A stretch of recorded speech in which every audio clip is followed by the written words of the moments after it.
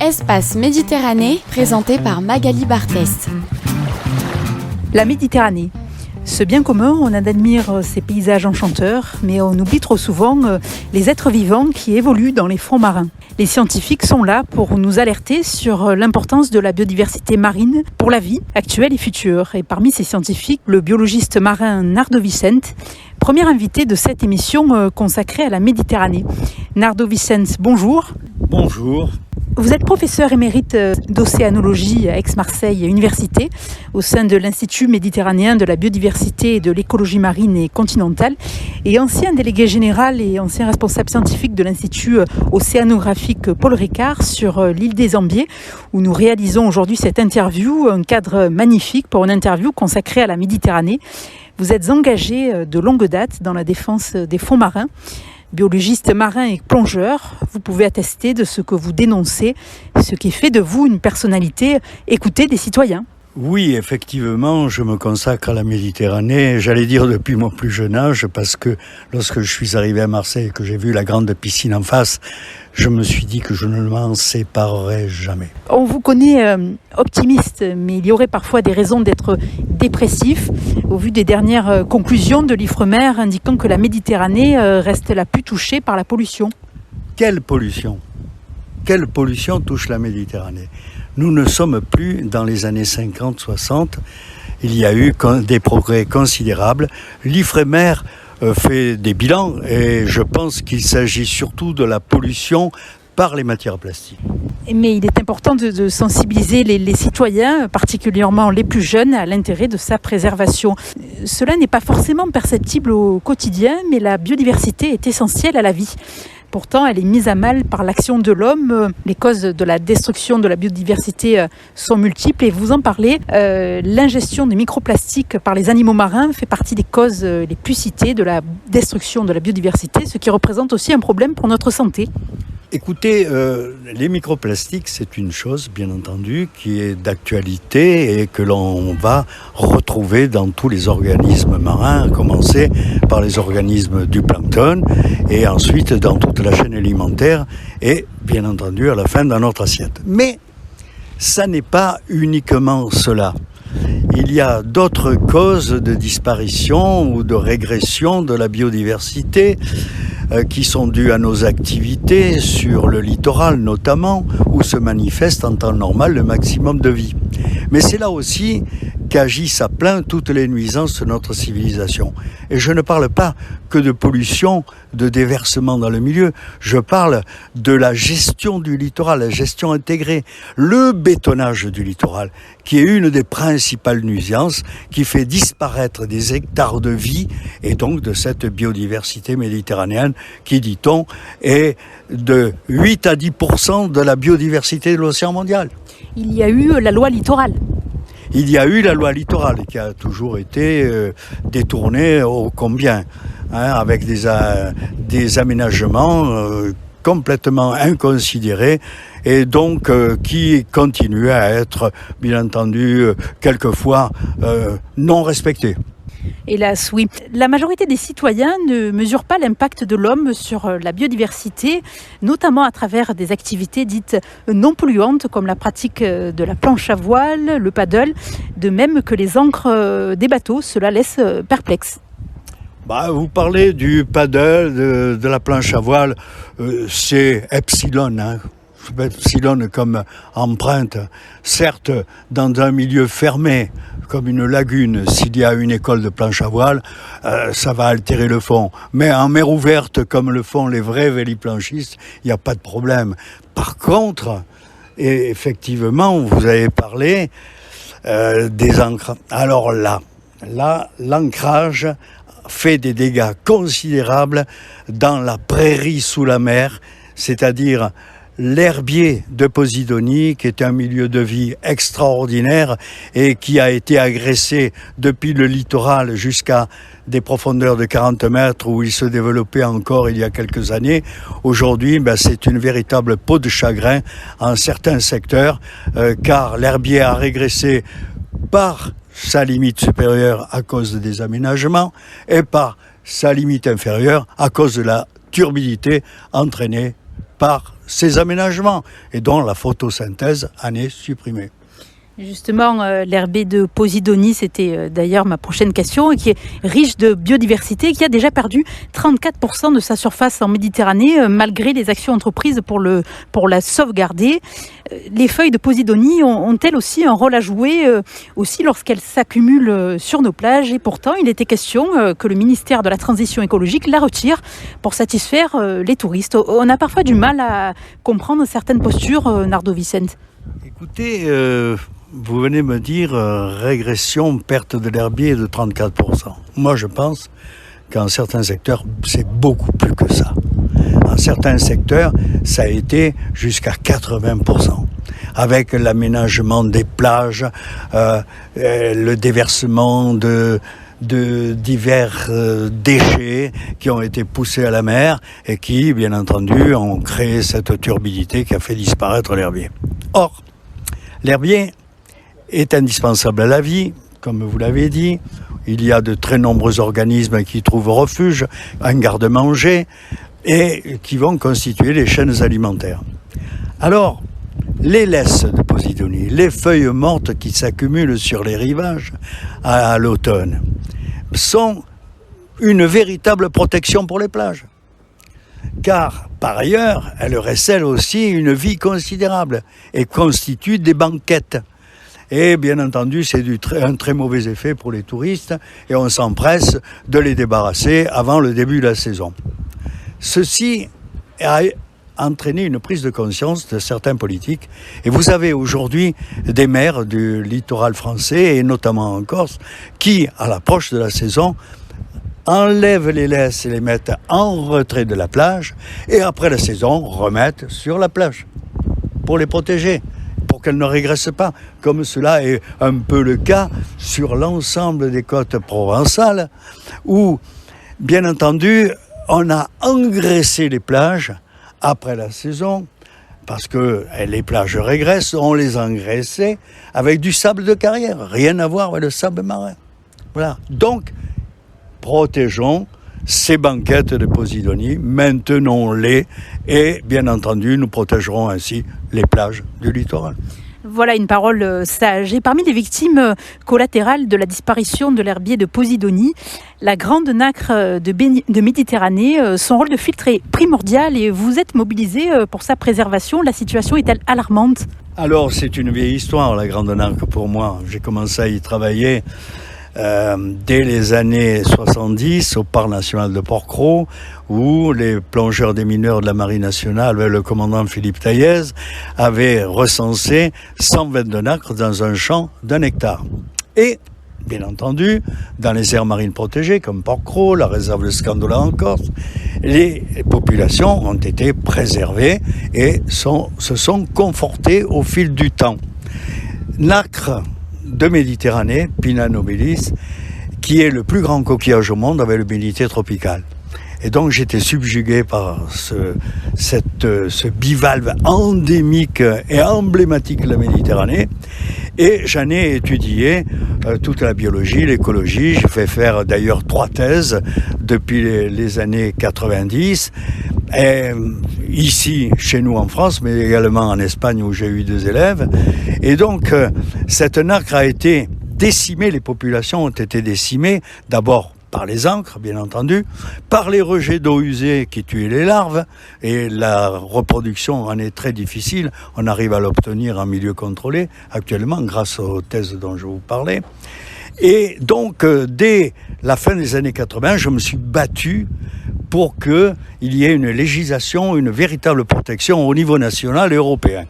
Et j'ai obtenu cette protection en 1992. Vous voyez, ça a été très long. Donc, avec cette protection, eh bien, il a été interdit de prélever des nacres qui l'étaient considérablement par les plongeurs avec l'avènement du scaphandre autonome. On les trouvait chez les marchands de souvenirs sous forme d'appliques, quelquefois sur un meuble avec un petit dessin à la gouache du meilleur effet. Voilà. Cette lenteur de la protection ne vient-elle pas, je vais dire, d'un manque de culture de certains décideurs? On va appuyer là où ça fait mal. Ah, mais ça, c'est évident. Et donc, il a fallu faire la classe aux politiques, la classe aux décideurs. Et ça a pris beaucoup de temps parce que souvent, vous savez, on n'était pas pris du tout en compte dans nos résultats. Il fallait faire passer le message, d'où l'importance de la communication auprès du grand public, auprès des politiques, auprès des décideurs. Et tout ce travail commence à faire son effet puisque la biodiversité est beaucoup plus prise en compte par tous ces secteurs et qu'il y a maintenant des lois qui sont mises en application, pas toujours hélas, et il y a encore beaucoup à faire. Et notamment avec les organismes comme l'UICN par exemple, des ONG qui portent la bonne parole et qui tiennent en compte les travaux des scientifiques, il est évident qu'il y a un progrès considérable. Le congrès qui s'est tenu il y a 2 ans à Marseille, de l'UICN en est la preuve. On l'a bien compris, la biodiversité marine est un bien précieux et c'est la raison pour laquelle l'Institut Paul Ricard mène des actions de protection et de conservation des espèces dont beaucoup sont endémiques. Comment s'illustrent ces actions ? L'Institut océanographique Paul Ricard a un volet de recherche sur la biodiversité, sur l'étude de la biologie et de l'écologie des espèces phares de Méditerranée. Pendant longtemps, elle a travaillé sur le mérou, par exemple. L'un de nos chercheurs faisait partie et même était secrétaire général du groupe du Mérou, le GEM, le groupe d'études du Mérou.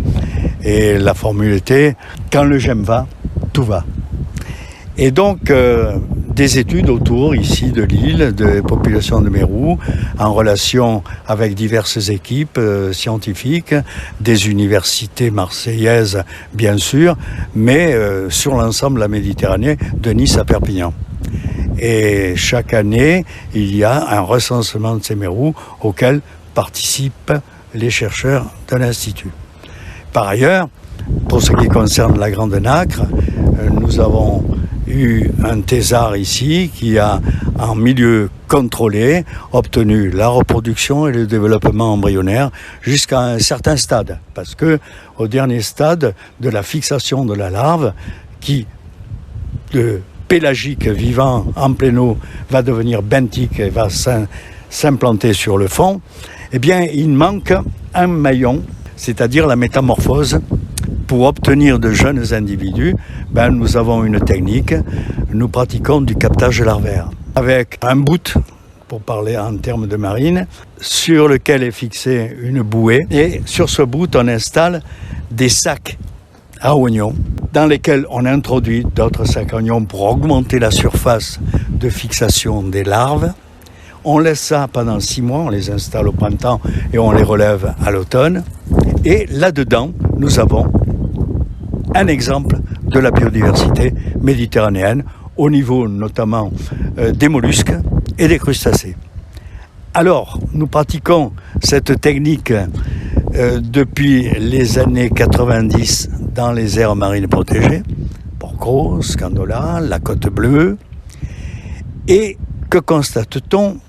De 1996 à 2016, il y a une érosion de cette biodiversité et l'on constate que certaines petites espèces sont moins nombreuses et même quelquefois absentes lorsqu'il y a ces prélèvements. Et cela donc permet de suivre cette biodiversité au cours du temps. Alors les espèces endémiques figurent parmi les plus menacées. Quelles sont les espèces que vous avez pu préserver, celles en passe de l'être et les autres en voie d'extinction ? Menacées d'extinction, il y a la Grande Nacre, bien entendu, qui est quand même le plus grand bivalve au monde, comme je le disais. Votre cheval de bataille. Oui, c'est un peu notre rhinocéros à nous. Et donc, nous avons obtenu, comme je l'ai dit, la reproduction, la croissance des jeunes individus. On a pu établir ainsi un mode de croissance au niveau méditerranéen, en relation directe avec toutes les équipes, comme je le citais, les équipes depuis l'Espagne jusqu'en Turquie, et nous échangeons nos résultats, nos données depuis lors. Nous avons même travaillé avec le Monténégro où nous avions eu un programme financé par la Fondation Albert II de Monaco. Voilà un bel exemple de collaboration. Et en complément de ces mesures de protection et de conservation, vous menez des actions de restauration écologique en milieu marin. Est-ce que cela signifie que nous ne retrouverons pas un écosystème à l'identique ? Alors écoutez, on mène des opérations de restauration maintenant depuis près d'une dizaine d'années avec diverses équipes de Nice à Perpignan, et ces mesures de restauration consistent à la mise en place dans les ports, dans les zones aussi préservées comme Natura 2000, des structures qui sont des contraintes réalisées en bois le plus souvent. On appelle ça des bio-huts, qui vont attirer donc les juvéniles qui vont s'installer et qui, grâce à ces structures, vont grandir et alimenter le milieu. Ils vont alimenter les activités de pêche, notamment, qui sont quelquefois trop prégnantes pour de très nombreuses espèces et qu'il faut bien contrôler. Et vous savez, la Méditerranée est une et indivisible.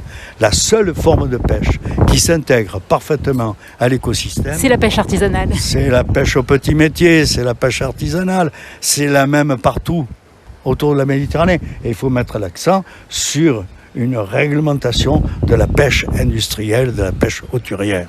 Voilà. Et il y a d'autres moyens d'améliorer cette biodiversité et d'aider l'écosystème. Ce sont les récifs artificiels. Regardez, 30 000 mètres cubes à Marseille depuis maintenant près de 20 ans, j'allais dire, et ça marche. Mais ceci ne peut se réaliser qu'avec l'accord des pêcheurs. Oui, ce sont des mots forts que vous dites là, et certains secteurs ont été restaurés, mais seront peut-être impactés par le réchauffement de la mer Méditerranée. Je ne suis pas un devin. Je suis cet écosystème, je suis son évolution depuis 50 ans et plus.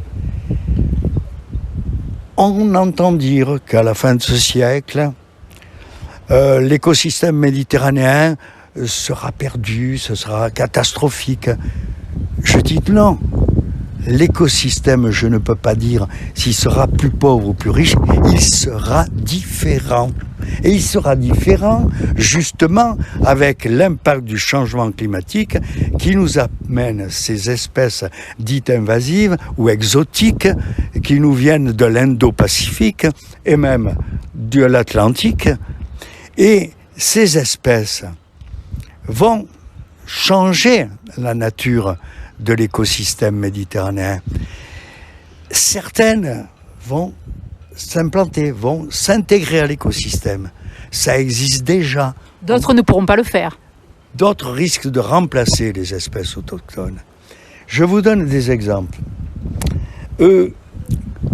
Déjà, depuis les années 90, avec le réchauffement des eaux, il nous arrive des espèces dites lessepsiennes par le canal de Suez, du nom de Ferdinand de Lesseps, le concepteur du canal de Suez.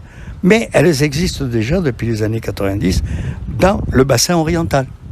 Et puis, le maintien des eaux à des températures très élevées comme nous connaissons actuellement pendant des semaines, des mois, évidemment, ce maintien des températures très élevées nous amène de plus en plus ces espèces dans le bassin occidental.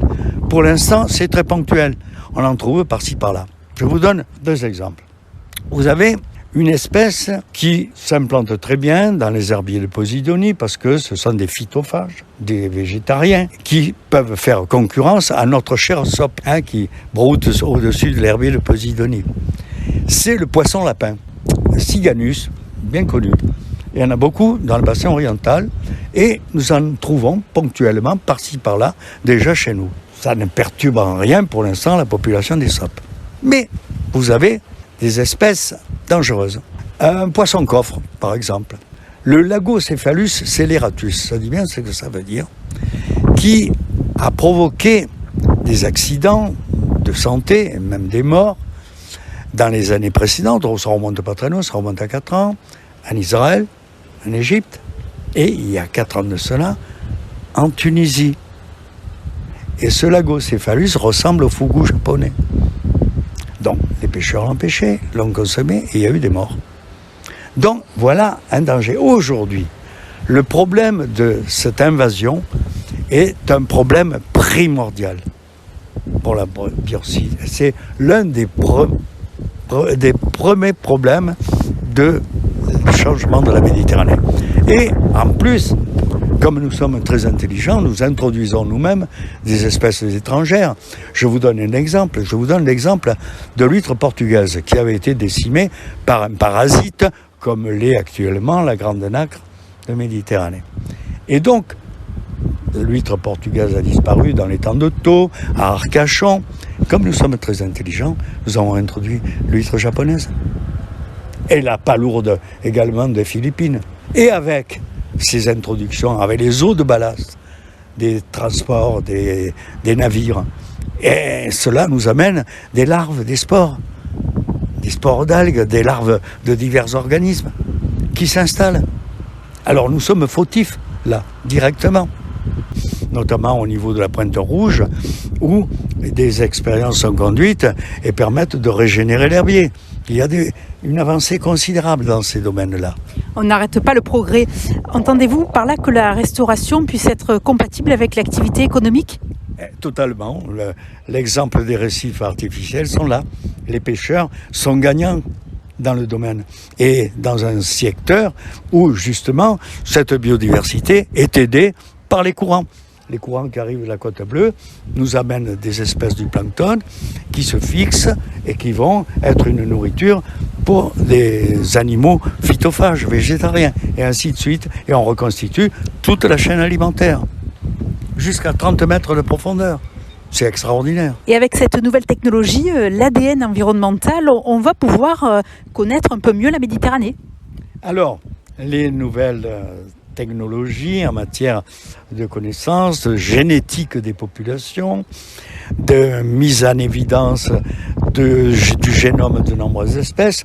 Évidemment, l'ADN environnemental, cette technique qui est nouvelle, que l'on a beaucoup testé en milieu d'eau douce et peu en milieu marin, mais ça y est, maintenant il y a un groupe qui travaille là-dessus, qui est basé à Montpellier, et nous sommes en relation, tous les autres laboratoires qui se penchent maintenant sur ces techniques. L'ADN environnemental, ça peut paraître très simple. Vous récoltez à un site donné 30 litres d'eau, et vous analysez l'ADN. Et vous allez avoir l'ADN de très nombreuses espèces, depuis le plancton jusqu'au poisson. Je vous donne un exemple amusant. Nous avons fait un prélèvement d'eau devant un restaurant et nous avons eu du saumon. On a maintenant une banque de données pour l'ADN environnemental de 250 espèces environ. Alors les coopérations entre les différents chercheurs sont déjà fructueuses, mais vous appelez de vos voeux une université méditerranéenne. Quelle serait la plus-value de cette université ? Le salut de la Méditerranée ne viendra-t-il pas aussi de la prise de décision supranationale ? On parle beaucoup de l'Union pour la Méditerranée depuis plusieurs décennies et on voit très peu d'avancées. Ou plutôt, ça stagne. Car si je considère l'aspect scientifique, l'Union pour la Méditerranée, les scientifiques l'ont faite dès 1975 avec la charte de Beyrouth. Et puis il y a eu des programmes de recherche financés par le PNUD, le programme des Nations Unies pour l'environnement. De nombreuses espèces, dont la nôtre et la mienne à la fac, ont été impliquées. Et nous avons des échanges. Bon, il faut que ces échanges ne soient pas cantonnés aux résultats de la recherche. Il faut aussi la pédagogie, l'enseignement. Et nous avons eu des relations avec, par exemple, une université en Égypte, une université francophone, avec la Tunisie. Beaucoup de relations depuis toujours, et notamment avec l'Institut méditerranéen de l'eau. Mais il faudrait que tout cela se mette en musique, car les énergies, l'avenir, c'est la jeunesse dans tous ces pays-là. Et si nous voulons réussir l'Union pour la Méditerranée, il faut un enseignement global sur l'ensemble de la Méditerranée. Et avec, pardonnez-moi, toutes les langues de la Méditerranée. Et puis, j'ai fait un passage, entre guillemets, en politique, si j'ose dire. Je ne suis pas politique pour dessous. Comme conseiller municipal à la mairie de Marseille pendant 6 ans. Avec Robert Vigouroux. Avec un maire extraordinaire. Et c'est pour ça que je suis parti derrière lui, comme beaucoup d'autres. Et nous avons constitué les comités Vigouroux. On avait raflé les 8 mairies de secteur. Et moi, je voulais simplement donner un coup de main. Je ne voulais pas être adjoint, vu mes activités. Mais mes activités m'ont aidé puisque j'ai été délégué au littoral, protection, valorisation du littoral. Et voilà, et j'avais réussi à améliorer la protection dans les calanques. J'avais réalisé la base nautique de Corbières pour justement accueillir les jeunes des quartiers nord. On avait mis en place un sentier sous-marin. Mes étudiants venaient le leur montrer. Ben voilà, c'est ce genre d'action qu'il faut conduire et il faut le faire au niveau circumméditerranéen. Et avec Vigouroux, nous avions mis en place un réseau MedCité qui regroupait 18 villes du pourtour méditerranéen qui ne soient pas des capitales pour avancer plus vite. Et nous avons lancé des tas de programmes, nord-sud, sud-sud, est-ouest. Et il faut, dans ces programmes, qu'il y ait une université de la Méditerranée. Ce type d'action, comme vous le dites, qu'il faut conduire et qu'il faut médiatiser aussi. Alors l'espoir repose aussi en grande partie sur les initiatives d'entreprises, d'associations ou de citoyens, initiatives de plus en plus nombreuses. Depuis de nombreuses années déjà, je prône la science participative. Et c'est pour cette raison que la nacre m'a aidé en cela. Pourquoi ? On revient à la nacre. Mais c'est valable pour toute la biodiversité. Et d'ailleurs, les plongeurs, qui soient en club ou individuels, les associations de protection de l'environnement sont informés de tous ces résultats scientifiques, sont adaptés à un public particulier. Et vous ne pouvez vous imaginer combien aujourd'hui ces associations nous aident dans la connaissance, dans la découverte de nouvelles espèces, par leurs observations qu'ils nous communiquent, par les photographies pour les plongeurs sous-marins qui nous communiquent les photos, qui nous permettent de trouver de nouvelles espèces. C'est extrêmement important. La science participative se développe de plus en plus de nos jours dans tous les domaines scientifiques. Il faut impliquer aussi la jeunesse. Mais la jeunesse directement, ça va de soi. Depuis le plus jeune âge, lorsque nous recevions ici à l'Observatoire de la mer, à l'aquarium, il y avait des causeries pour les enfants. Il y a toujours des causeries aujourd'hui par une personne qui fait partie de l'équipe de l'Institut océanographique Paul Ricard, Aurélie Vion par exemple, qui est très pédagogue et qui accueille les groupes. Il y a la découverte d'un milieu insulaire, qu'il soit terrestre ou aquatique. Et ça, c'est extrêmement... Des ateliers pour les enfants. Et figurez-vous qu'à ces ateliers participent aussi souvent les parents. Tout à fait, ça se transmet de génération en génération. Eh bien, merci beaucoup Nardo Vicenne pour cet éclairage sur la biodiversité marine. On passerait des heures avec vous, mais malheureusement, voilà, l'émission a un temps limité. Vos propos illustrent une fois de plus les conséquences de l'emprise de l'homme sur la biodiversité marine, alors que l'homme est par essence le locataire de cette planète. Et pour plus d'informations sur les actions de sensibilisation, n'hésitez pas à consulter le site Institut Paul Ricard, Institut océanographique. Merci beaucoup Magali pour cette émission. Merci. Espace Méditerranée, présenté par Magali Barthès.